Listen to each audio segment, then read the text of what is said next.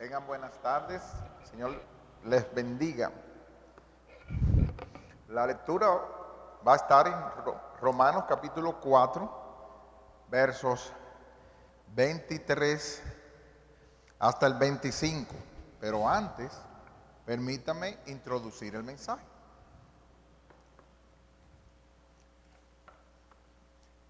En todos los lugares del cristianismo se celebra la Semana Santa o la Semana Mayor, donde recordamos la pasión, muerte y resurrección de nuestro Señor y Salvador Jesucristo. Aprovechando este tiempo, quisiéramos revisar los beneficios de la meditación y la aplicación a la obra de resurrección en Romanos capítulo 4, versículos 23 al 25. Romanos 4, 23 al 25.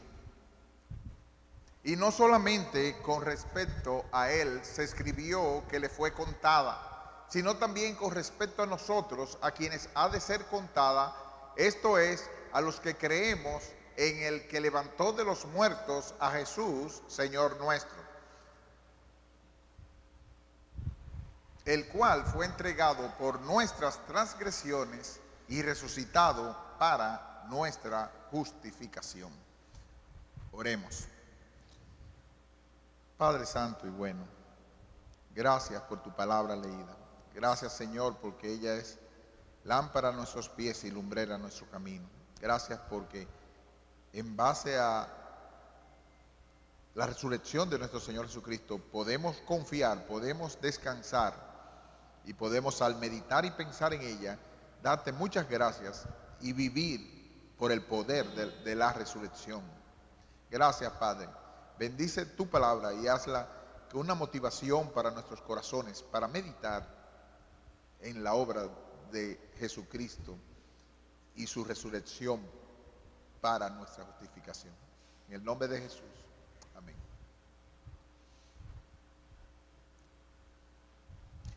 Haciendo un repaso de nuestros temas más importantes, nosotros queremos decir de lo que hemos hablado acerca de la meditación. En el mensaje anterior de esta serie sobre la meditación, comenzamos destacando lo que no era una meditación según el concepto bíblico, por tanta desinformación y tergiversación de la palabra. Meditación no es mindfulness, es decir, el concepto secular de relajarse y no elaborar juicios de nuestras sensaciones, sentimientos o pensamientos, el tratar de mirarlos objetivamente. Nosotros somos seres morales y necesitamos reflexionar lo que está delante de nuestros actos, no conforme a una manera fría, indiferente y hasta cierto punto alejado, como si fuera en un bosque o como si nosotros fuéramos simples espectadores. No. Nosotros tenemos que meditar con la palabra de Dios, con los lentes de Dios y aplicándolo a nuestro ser de una manera moral. Somos seres morales y necesitamos reflexionar lo que está delante de nuestros actos conforme a lo que Dios dice de su palabra. Es decir, que si por ejemplo yo le hablé mal a mi esposa, a mi esposo o a mi hijo, yo no tengo que decir superficialmente, esa actividad estuvo mala. No. Yo pequé, Señor, perdóname, eso estuvo mal. Y yo tengo que actuar en base a eso y trabajar con lo que yo medité, que me lleve a la cruz, que me lleve a Cristo, que me lleve a meditar y a confesar. Y si tengo que ir a confesar a otra persona, perdóname, también hacerlo. Y la meditación es lo que me va a ayudar hacia eso. Así que no es mindfulness, no. Tampoco no es dejarme la mente vacía, en éxtasis, en la contemplación y la inmovilidad absoluta, para que llegue al estado de perfección espiritual, al nirvana, de puede. Y al estado beatífico. No, no, no, no. Tampoco de manera particular son técnicas de concentración como el yoga, de haciendo una serie de movimientos, 8 estados en base a eso, yo voy a lograr entonces haber tenido la meditación. No, pues solo nos calmaríamos por un momento, y cuando yo vuelvo a ver otra vez a la hija haciendo el desarreglo o la otra serie de dificultades, voy a saltar otra vez y voy a volver al mismo estado donde me quedé. Eso es como una pastilla para el dolor, una infección que necesita, cuando lo que necesita es una infección, lo que necesita es un antibiótico. Eso es ridículo. Tampoco es, en tercer lugar, no es la repetición de mantras.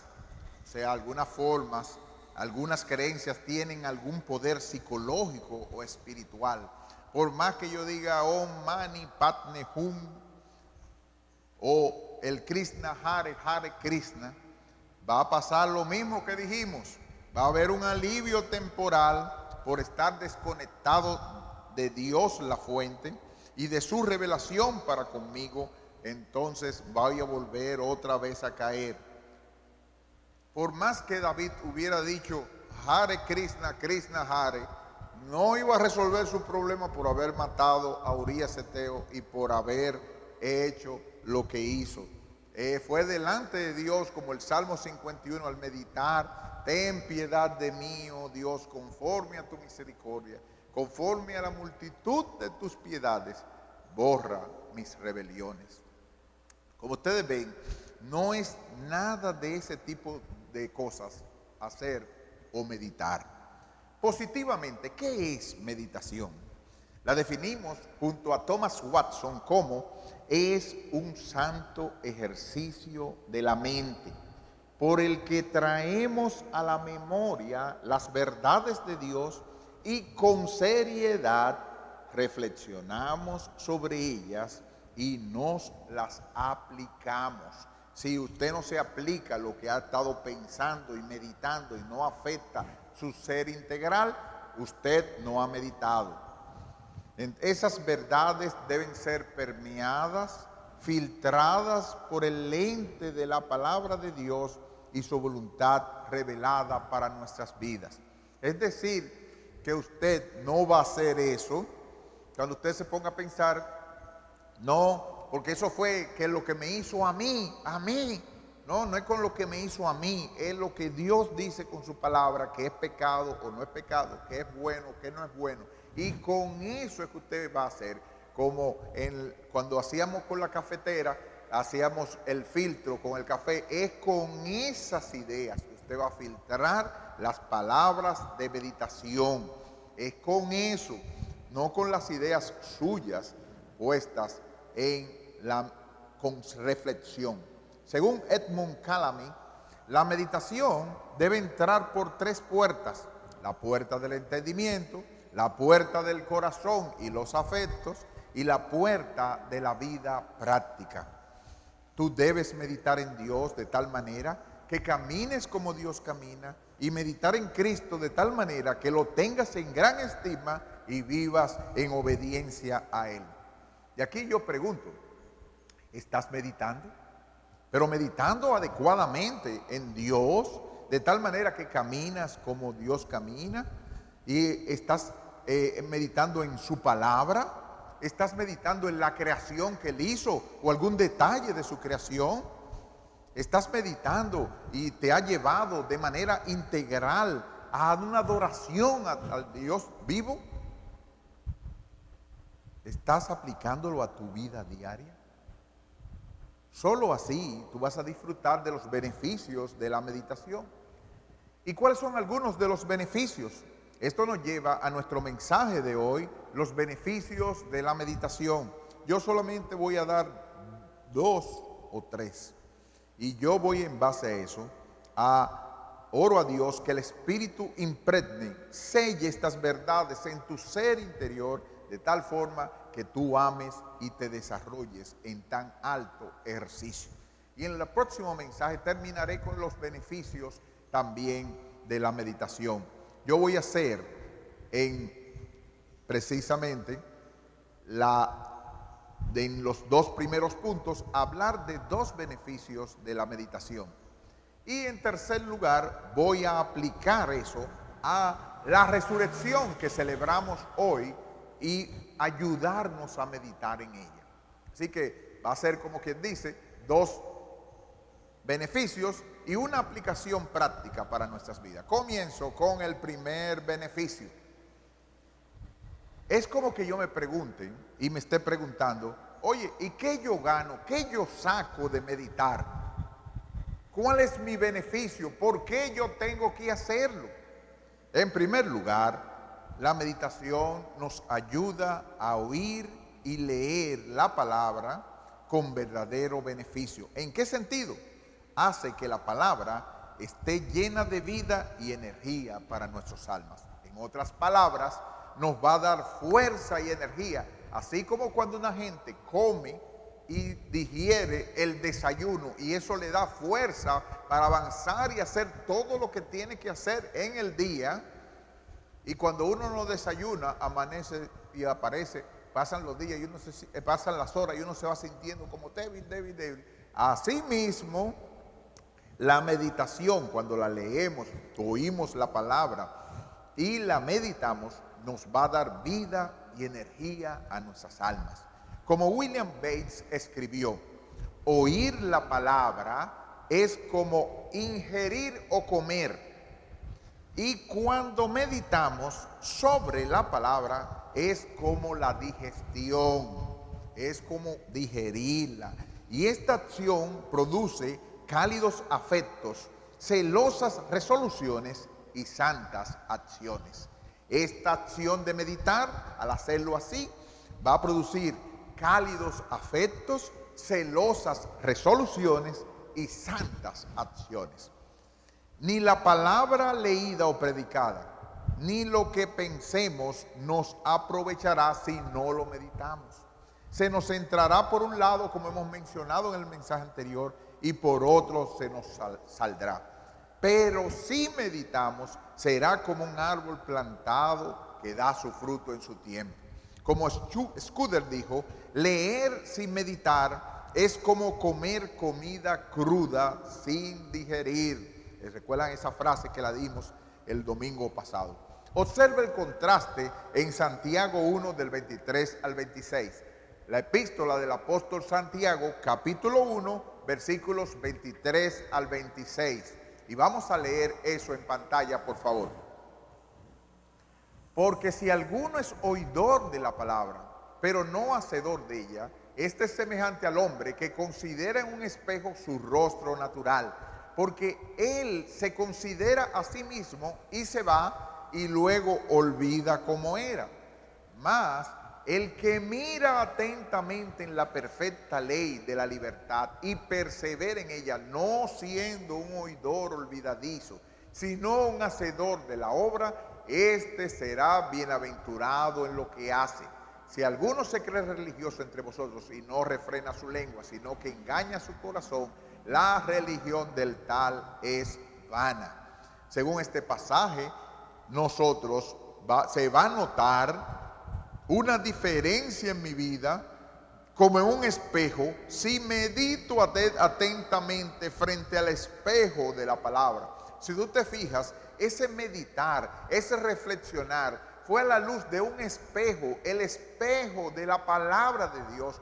No fue en las consideraciones de cómo es que debemos ser los de Salas, ni tampoco en la consideración como a mí me criaron. Esas no son las consideraciones que tienen que venir en la mente de uno, sino cómo es que dice la palabra de Dios que debo actuar en tal circunstancia. Si coincide como a mí me criaron, amén. Si no coincide como a mí me criaron, yo tengo que hacer una reingeniería de lo que está pasando y aplicarlo a como Dios quiere para mi vida. Y para eso tengo que meditar. Y eso es lo que me va a dar fuerzas, como un desayuno bien alimentado para las fuerzas del día y seguir hacia adelante. ¿Estás tú meditando de esa forma? Porque si no lo estás, tienes una anemia espiritual grande y va a haber que ponerte unos cuantos sueros antes de que tú caigas en enfermedad. En segundo lugar, el segundo beneficio que veremos en esta ocasión, la meditación nos ayuda a centrarnos en el trino Dios, amarlo y disfrutarlo en todas sus personas, de manera intelectual, de manera espiritual y de manera estética. Repito otra vez, ¿por qué yo tengo que meditar? Porque la meditación me va a ayudar a centrarme en el amado de mi alma, en el Dios Trino, me va a poner las sombreras, las cosas que se ponían en los caballos, para centrarme, amarlo, disfrutarlo en todas sus personas, intelectual, espiritual y estéticamente.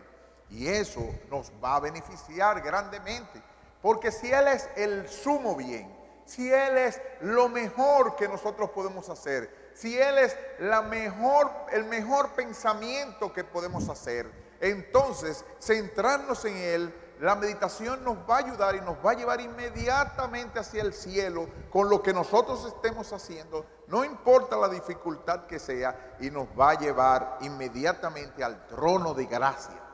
Y eso nos va a ayudar grandemente. Como dice el Salmo 104, 33 al 34. Salmo 104, 33 al 34. Dice así la palabra de Dios. A Jehová cantaré en mi vida, a mi Dios cantaré salmos mientras viva. Dulce será mi meditación en Él, yo me regocijaré en Jehová. Como tú ves, según este pasaje, el meditar acerca de la persona de nuestro Dios va a ser dulce, va a producir tal dulzura en mi mente, tal alegría en los afectos, yo me regocijaré en el Señor, que la voluntad fue impulsada a cantar al trino Dios. A Jehová cantaré en mi vida, a mi Dios cantaré salmos mientras viva. ¿Y qué fue lo que provocó que saliera ese cántico de alabanza?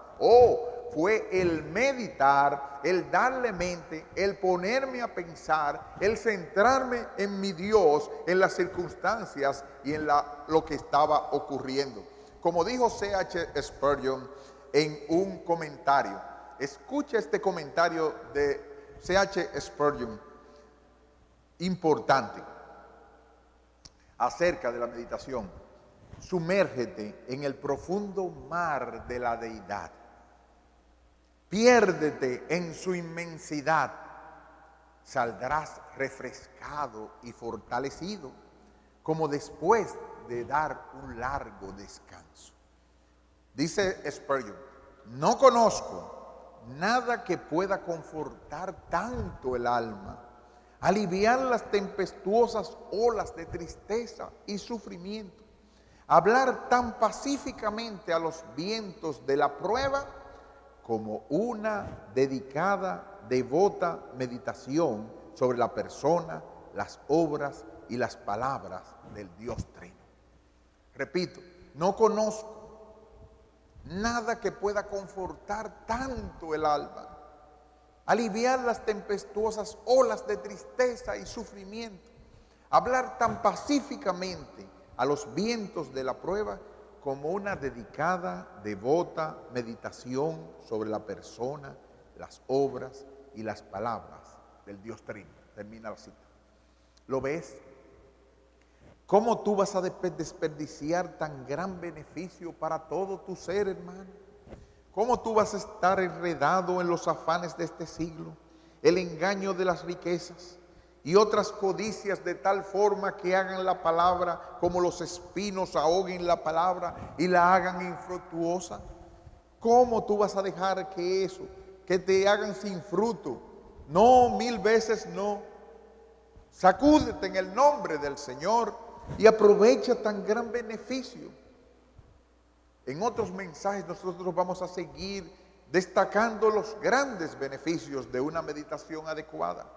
Pero a manera de aplicación práctica, en este santo ejercicio yo quisiera, en tercer lugar, dar algunas ideas de la meditación en la obra de Cristo según nuestro pasaje de hoy, Romanos 4, 23 al 25. Vamos a volver a leerlo. Romanos 4, 23 al 25. Y no solamente con respecto a él se escribió que le fue contada a Abraham, sino también con respecto a nosotros, a quienes ha de ser contada, esto es, a los que creemos en el que levantó de los muertos a Jesús, Señor nuestro, el cual fue entregado por nuestras transgresiones y resucitado para nuestra justificación. Como comenta el pastor Kevin Halloran, yo tengo que hacer breve un resumen de lo que está hablando este pasaje para ayudarte a la meditación. Según dice el pastor Kevin Halloran, según este pasaje, por causa de nuestros pecados, la humanidad está separada de Dios y es incapaz de tener una relación con Él. Las Escrituras dicen que éramos por naturaleza hijos de ira porque hemos quebrantado la ley de Dios. Y por causa de su justicia, Dios tiene que derramar su ira a los que quebrantan su ley. Si no tuviéramos un Salvador que nos rescatara de esta situación, no pudiéramos alcanzar la oportunidad de tener una relación con Dios como Él quiere. Justificación significa prueba de la justicia de alguien. Cuando Jesús murió en la cruz, Él tomó nuestro castigo para que pudiéramos ser justificados delante del Padre. Dice Kelvin, la resurrección confirma que Dios aceptó el sacrificio de Cristo por nuestros pecados y nos da acceso a una relación con Él. Eso es lo que quiere decir que fue entregado por nuestras transgresiones y resucitado para nuestra justificación. Como explica MacArthur, la resurrección suministró la prueba definitiva de que Dios había aceptado el sacrificio de su Hijo y que estaría en libertad y capacidad de ser justo al mismo tiempo que justificaba a los impíos. Con esas informaciones, en base a lo que dice MacArthur y Kevin, me gustaría meditar en voz alta y ayudarte a meditar. Si tú deseas al final del mensaje o por las redes, puedes seguir añadiendo ideas sobre la resurrección en tu meditación. Yo lo agradecería. Yo te voy a decir 3 cosas que yo medité alrededor de que Cristo, el versículo 25, fue entregado por nuestras transgresiones y justificado y resucitado para nuestra justificación. En primer lugar, en el versículo 24, yo pensé, y ponte a pensar, que nuestra fe en Dios nos hace que sea contada, valorada como justicia, como una persona justa. Dice el versículo 24 que nosotros, los que creemos en el que levantó a los muertos, a Jesús, Señor nuestro, nuestra fe es contada como si fuera justa. Oh Padre amado, en una manera de reflexión, de yo meditar. Oh Padre amado, cuánta misericordia y bondad tuviste para mí, un pecador. Tú nos regalas la fe para creer y luego de levantar a Cristo Jesús, Señor nuestro, haces eso y lo entregas por nuestras transgresiones. Cuánta misericordia, cuánta bondad tuvo Dios al no dejarnos abandonados. Oh Padre Santo, cuánta misericordia tú has tenido para con nosotros. Otra idea para reflexionar es el sacrificio vicario de nuestro amado Salvador. Vicario quiere decir en lugar de o representante de. El versículo 25, la primera parte dice, el cual fue entregado por nuestras transgresiones, por nuestras transgresiones. Y yo lo puedo hacer al meditar en oración y decir, oh mi amado Señor, al meditar, mis transgresiones, mis pecados fueron la causa de tu entrega amorosa para un castigo infinito. el que soportaste en lugar mío. Por mis transgresiones yo fui el que te causó que tú tuvieras que venir a morir. Fuiste toda angustia para que yo fuera todo gozo. Fuiste desamparado para yo ser acogido. Fuiste entregado al peor infierno para que yo fuera vestido. Oh profundo amor de ti, Cristo, que excede a todo conocimiento. Nunca yo podré pagar tu sacrificio por mí. No hay forma. El amor tuyo, oh Cristo, excede todo conocimiento. Es tan profundo que no puede ser sondeado. Fuiste entregado por nosotros y eso me hace alabarte. Eso me hace estar como al recordar que realmente en ese día de crucifixión yo estaba ahí y estaba burlándome, como dice una canción, entre las burlas yo escucho la voz mía burlándote, oh amado Señor. También yo estaba ahí. Sin embargo, tú fuiste entregado por mis transgresiones, cada una de ellas contadas, cada una de ellas como si fueran las letras que tú escribiste en el suelo de la mujer adúltera. Yo soy esa mujer adúltera, pecador, merecedor del castigo. Sin embargo, tú fuiste en lugar mío. Y tu Padre amante, oh Padre amante, tú entregaste a tu amado Hijo y lo crucificaste, lo entregaste, y todo eso fue por amor a nosotros. Entregado por nuestras transgresiones, entregado sin ninguna razón más que tu amor. Una tercera idea es la necesidad de tu resurrección. Versículo 25b. Fue entregado por nuestras transgresiones y resucitado para que nosotros fuésemos justificados. ¿Por qué era necesario, Señor, que resucitaras? Porque el sello de aprobación del Padre, juez justo, de tu vida sin pecado, de tu sacrificio en lugar de pecadores como yo, era la resurrección.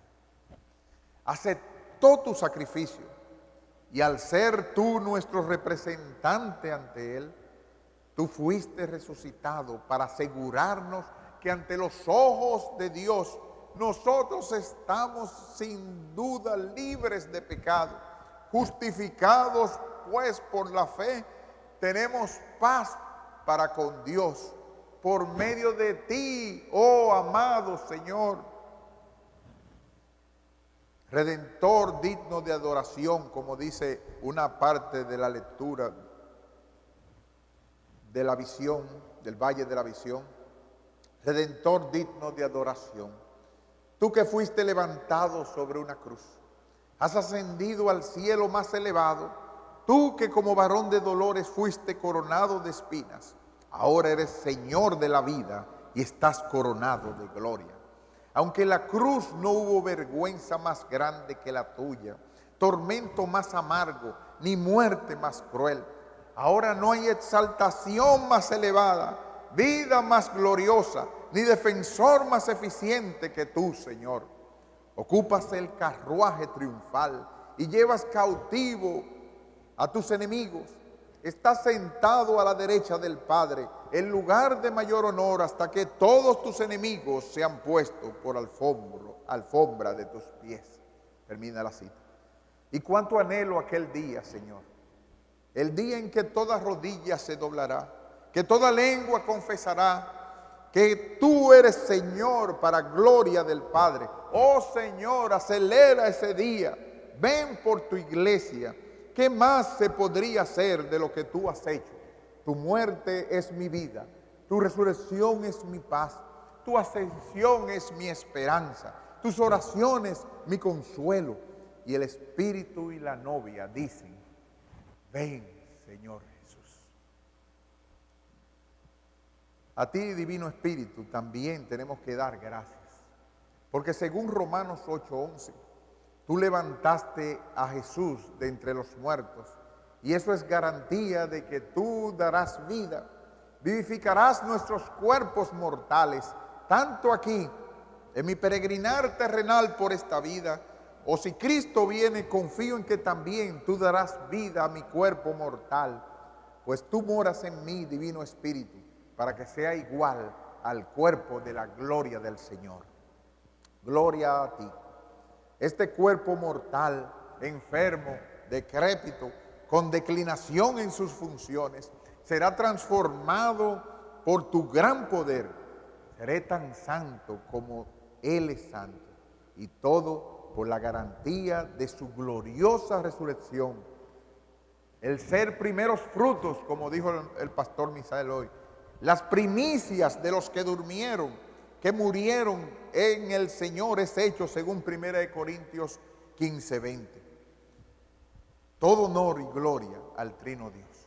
Nosotros los que sabemos, algunos que han sido de campo y que conocen, saben que si ven una cosecha de café, por los primeros frutos que tiró el café, ellos saben cómo va a ser el mismo café. Él no va a ser un café diferente, no va a ser un café malo, porque salió bueno, lo primero que salió se vio. Igual como los mangos, igual como cualquier cosa. Si uno ve, tráeme un pedacito, unos cuantos mangos de lo que está saliendo de esa mata. Cuando uno ve esos mangos que están saliendo, ya uno sabe que no va a salir la cosecha mala, sino que va a salir igualita de tan buena como salió eso. Lo que quiere decir la palabra es que cuando Cristo resucitó, fue la muestra de que el primer fruto de la cosecha de millones y millones que seguiremos al Cordero por donde quiera que vaya. Gloria a su nombre. Nosotros somos, porque Él vive, nosotros también viviremos. Amigo que nos visitas, hijo de cristiano, ¿hasta cuándo tú vas a seguir tu camino sin pensar, sin meditar, sin reflexionar el triste final que te espera? No escuche los cantos de sirena del mundo, no escuche los cantos de sirena de tus amigos, del coro, ni del mismo Satanás que te susurra que tú tienes mucho tiempo para tomar esa decisión. Que si ocurre, te agarrarás de tus familiares para librarte de tan trágico destino. No lo pienses así. Estás bajo la ira de Dios, sin esperanza y sin Dios en este mundo, en esta selva. Y si todavía no te han caído todos los palitos, si todavía toda su ira no ha caído sobre ti, es porque su gracia, en su gracia sigue abierta con sus brazos de par en par para que huyas de la ira que vendrá. Entonces, ¿qué tú esperas? Corre al Salvador que vino a esta tierra, como recordamos esta semana, que vivió la vida que debíamos vivir y murió el castigo que merecían nuestros pecados y resucitó triunfante como muestra de que el Padre había aceptado su sacrificio y ahora está sentado en gloria, dispuesto a recibir a todo aquel que en Él crea y se arrepienta de sus pecados y no se pierda, mas tenga vida eterna. Huye de la ira que vendrá, corre a los brazos amorosos de tu gran Salvador, que el que a Él viene, dice Él, que en ninguna manera le echará fuera. Que Dios tenga misericordia de ti. Oremos. Padre Santo y bueno, gracias por levantar a Jesucristo de entre los muertos, por no poder retenerle los lazos de la muerte. Al tú aprobar lo que Él hizo, al vencer sobre la tumba, demostraste, aprobado, ha pasado la prueba, merece el sitio de honor a mi derecha. Pero no solo Él, qué misericordia tuvo nuestro Señor, que en su trono de gloria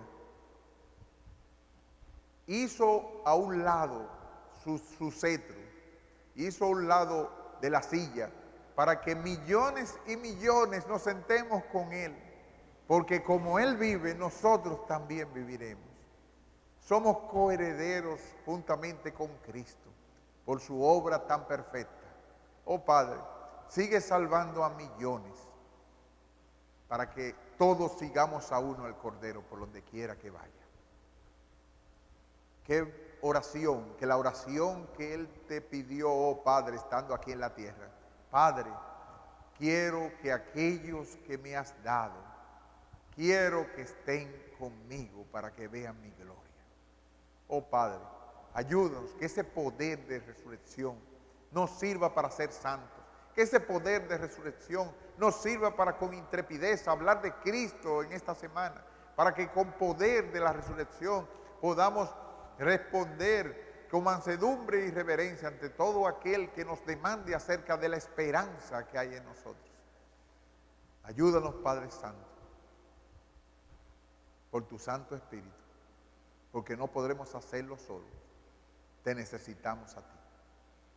Que a todos aquellos que están llegando, hermanos en Cristo, y aquellos que comenzamos la semana,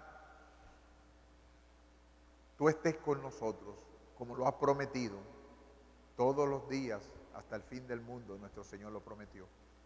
Y como tú lo has prometido, no nos desampararás, ni nos dejarás. Gracias, Padre. Ayúdanos a que sea dulce nuestra meditación en ti, para regocijarnos en ti, para cantarte, para alabar. Digno es el Cordero. Y que Él, y solo Él, reciba la alabanza y la gloria al que está sentado en el trono y al Cordero. Por su Espíritu sean la gloria, la honra y la alabanza. Porque en el nombre de Jesús te lo pedimos.